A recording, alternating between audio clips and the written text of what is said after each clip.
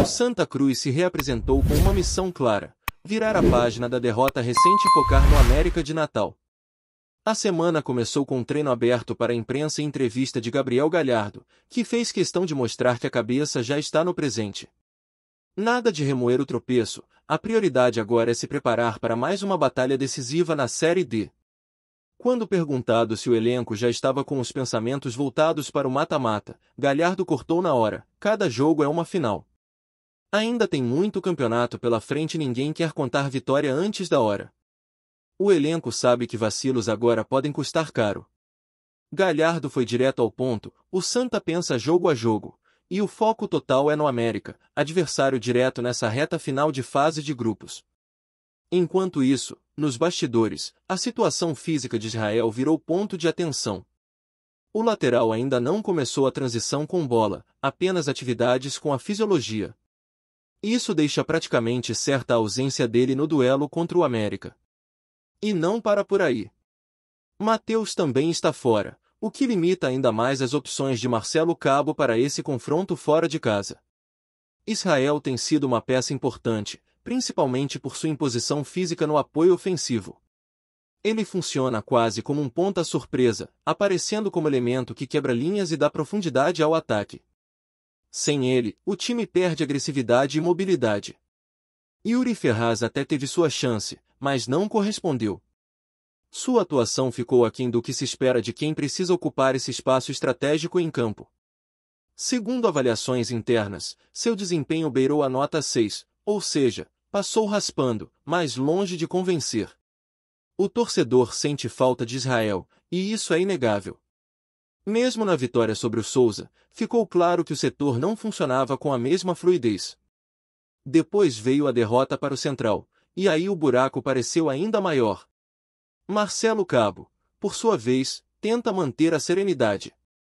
Conta com a experiência de Totti e a possibilidade de usar novamente Yuri Ferraz, mas o fato é que nenhuma das alternativas entrega a mesma potência de Israel. Outro setor que levanta questionamentos é a lateral esquerda. Há um revezamento entre Vinícius Silva e Rodrigues, mas o rendimento ainda está longe do ideal. Para o duelo contra o América, há quem defenda que Rodrigues seja titular, justamente por ter mais velocidade e intensidade, atributos cruciais para enfrentar uma equipe que costuma se impor dentro de casa. Falando do América, a equipe potiguar também terá ausências. Os atacantes Herbert e Thiaguinho estão fora, ambos suspensos. Em compensação, o técnico Moacir Júnior ganha os retornos de Davi Gabriel na lateral e do meia Henrique. Reforços importantes, principalmente considerando o embalo que o América tenta construir rumo à liderança do grupo. Nas redes sociais, o Clube de Natal tem mobilizado sua torcida com força total. Já foram vendidos milhares de ingressos, e a expectativa é de mais de 20 mil torcedores empurrando o time na Arena das Dunas. O América ainda não perdeu em casa nesta Série D, e vê nesse confronto direto contra o Santa a chance de assumir a ponta da tabela. Hoje o Santa lidera o grupo A3 com 22 pontos. Logo atrás vem o Central com 21 e o América com 19. Se o América vencer e o Central tropeçar, a liderança muda de mãos. A briga está embolada e cada ponto faz diferença. A diretoria do Santa ainda não divulgou a programação oficial de viagem para Natal, mas deve anunciar nas próximas horas. Os ingressos para a torcida visitante já estão disponíveis e a mobilização também existe do lado pernambucano.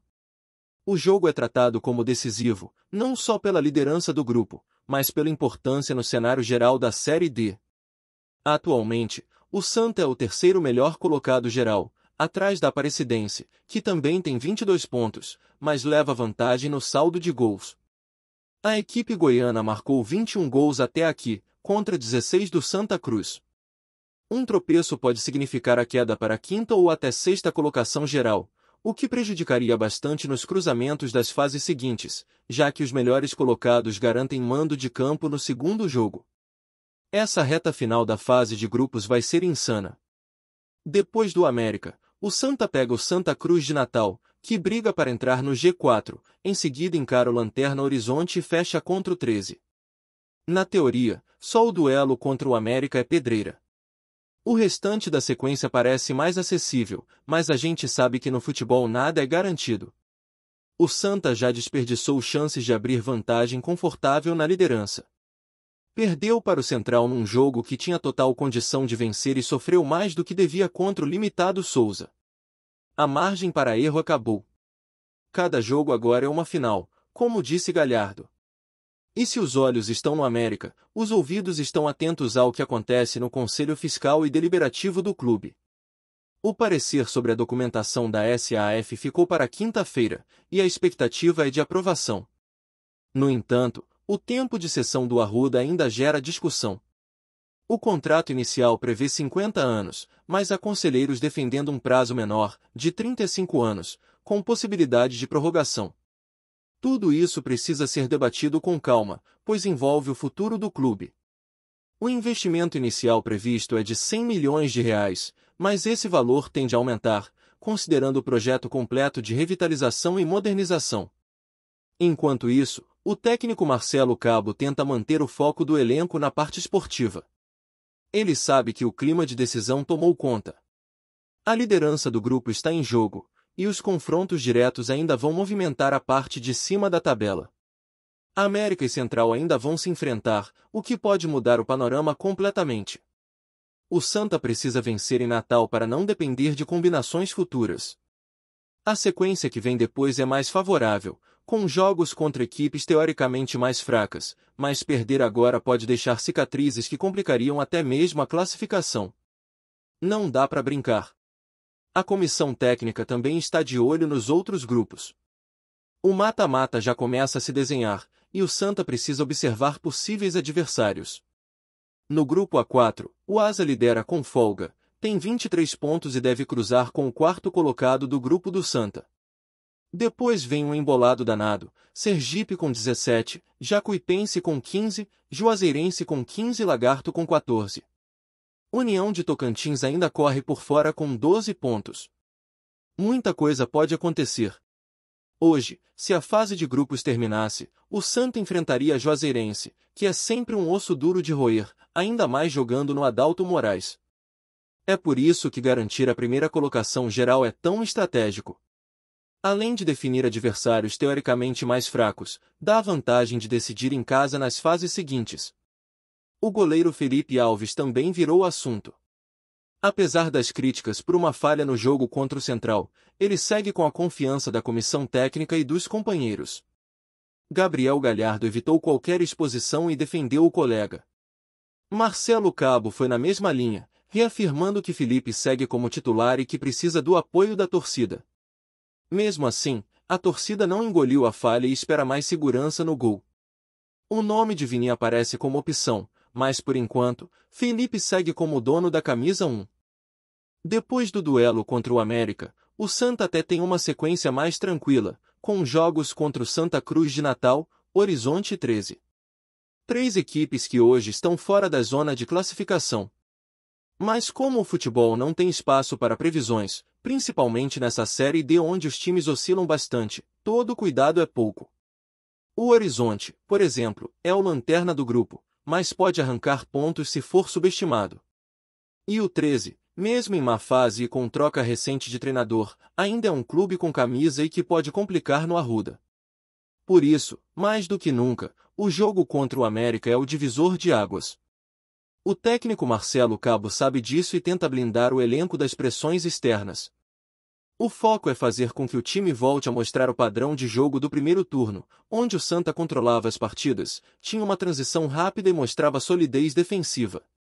Mas para isso, vai precisar encontrar soluções imediatas para as ausências. Com Israel fora e Yuri Ferraz sem convencer, a lateral direita virou um problema. Toto pode ser uma opção mais segura, pela experiência, mas não entrega a mesma explosão que o titular. Do outro lado, Rodrigues aparece como escolha lógica na esquerda, justamente por sua velocidade e vigor físico. Cabo deve priorizar jogadores que consigam sustentar o ritmo alto do América, especialmente nos primeiros minutos, quando a torcida empurra e o time potiguar costuma pressionar forte. E não é só dentro de campo que o treinador precisa lidar com desafios. A pressão sobre o goleiro Felipe Alves continua.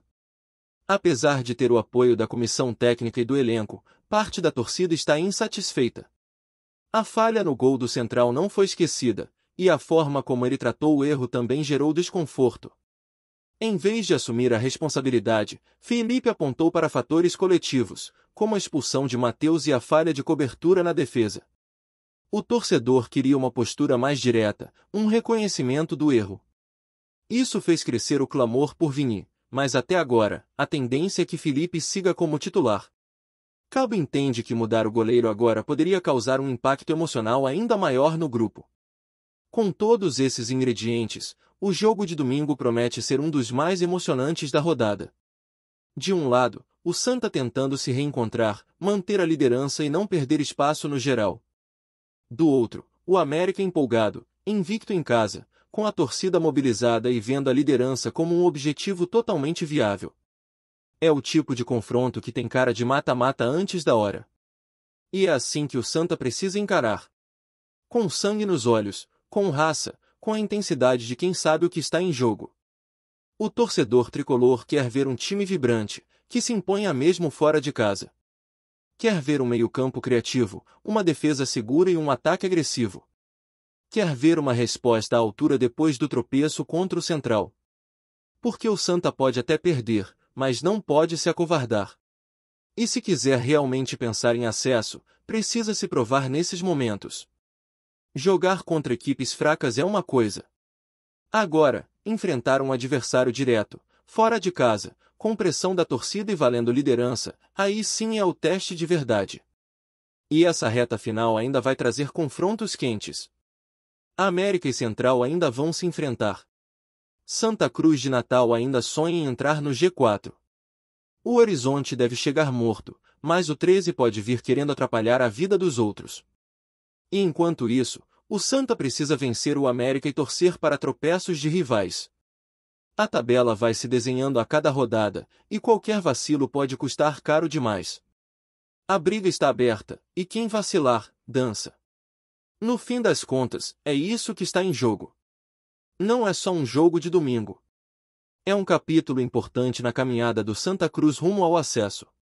É a chance de mostrar que a liderança não veio por acaso. Que o time tem casca, tem alma, tem comando. Que a derrota para o Central foi apenas um tropeço no caminho e não o começo de uma queda. Que Marcelo Cabo sabe o que está fazendo. Que Felipe Alves pode sim ser o goleiro de confiança. Que mesmo sem Israel, o time tem alternativas. E que o torcedor pode acreditar. Porque agora é o momento. Vencer o América não é só sobre somar 3 pontos. É sobre retomar o controle, calar as críticas, afastar os fantasmas e mandar um recado para o resto da Série D. O Santa Cruz está vivo, está forte e vai lutar até o fim pelo acesso. É sangue nos olhos. É decisão. É jogo de Série C com cara de Série A. E quem duvida, que espere o apito inicial na Arena das Dunas. Porque domingo, meus amigos, é dia de guerra. E o Santa vai precisar entrar com tudo para sair de lá com a vitória. Gostou da informação? Deixe seu like, compartilhe com os amigos e comente sua opinião sobre o que está rolando no esporte. Quer saber mais sobre seu time favorito? Continue acompanhando o Nordeste Sport News. Nos bastidores do futebol nordestino, uma notícia tem movimentado torcedores e dirigentes do Santa Cruz. Circula com força nos corredores do mercado da bola um possível interesse do Sheik do Catar no clube coral, gerando um verdadeiro burburinho entre fãs e especialistas do esporte. Embora ainda não haja confirmações oficiais, fontes próximas ao clube e empresários ligados ao futebol internacional apontam para uma movimentação incomum, a possível entrada de um investidor do Oriente Médio no Santa Cruz. O Sheik, conhecido por sua paixão pelo futebol e pelos investimentos vultosos em clubes europeus e sul-americanos, teria colocado os olhos do tricolor pernambucano, reconhecido pela sua tradição e pelo fervor da sua torcida. A ideia, que ainda está em fase embrionária, seria não só adquirir parte do clube, mas também promover uma reestruturação financeira e administrativa capaz de recolocar o Santa Cruz em patamares mais elevados do futebol brasileiro e, quem sabe, internacional. O interesse de investidores do Catar no futebol brasileiro não é novidade, mas essa possível aproximação com o Santa Cruz surpreende pelo timing e pelo potencial impacto na região. Em um momento em que o clube enfrenta desafios para equilibrar suas finanças e buscar a tão sonhada ascensão nas divisões nacionais, a chegada de um investidor poderoso poderia significar uma revolução na forma como o futebol coral é gerido, além de possibilitar a contratação de jogadores de maior calibre e a melhoria da infraestrutura. No entanto, muitos especialistas alertam para o fato de que negociações dessa magnitude demandam tempo e cautela. A entrada de um sheik com interesses financeiros e políticos tão significativos pode trazer benefícios, mas também riscos para a identidade e autonomia do clube. Ainda assim, a simples possibilidade de contar com um apoio milionário tem despertado um otimismo contagiante entre a torcida, que vê nessa notícia uma luz no fim do túnel.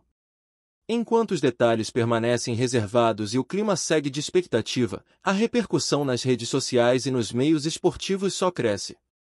Comentários e análises discutem o que essa movimentação poderia significar para o Santa Cruz em curto e longo prazo.